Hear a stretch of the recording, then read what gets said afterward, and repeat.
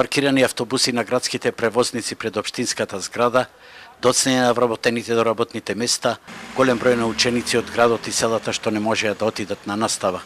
Ова беше денеска слика на целосен рашомон во Битола, која остана без јавен превоз.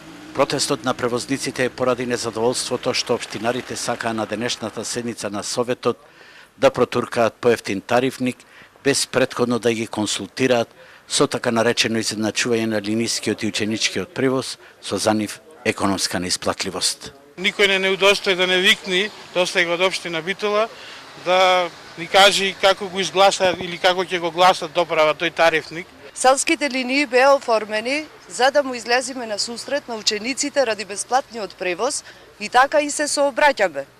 Значи спрема потребите на учениците. Ниеден патник не влегува во автобусот. Со овие цени ние не можеме да бидеме рентабилни. Претходниот викенд, иако имале телефонски закани, притисоци и уцени, како што велат, тие сепак го одржаа протестот.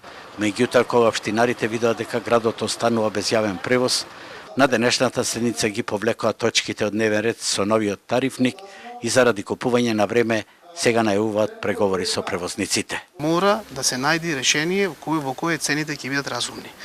Даваме можност, даваме период во кој ќе се постигне договор и тоа е она што сакаме да го постигнеме, договор во кој ќе имаат корист сите. Меѓутоа, кон представниците на локалната власт сериозни критики упати опозицијата. Денес гледаме дека општина Битола се соочува со целосен колапс на линискиот превоз и на бесплатниот училишен превоз.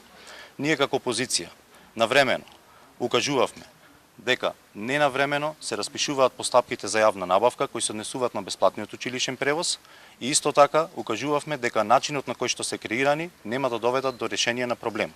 Превозниците велат дека власта успеа да врбува 2 превозника кои покрија само 2 од вкупно 16 линии и возеа на црно. Општината си најде друга алтернатива, на црно да пушти автобуси од приватна фирма Миг Травел во Битола на 2 линии, без никакви лиценци, без никакви договори, да вршат линиски превоз. Превозниците од утре ќе продолжат да возат и ќе преговарат за цените, а проблемите со училишниот превоз остануваат исти.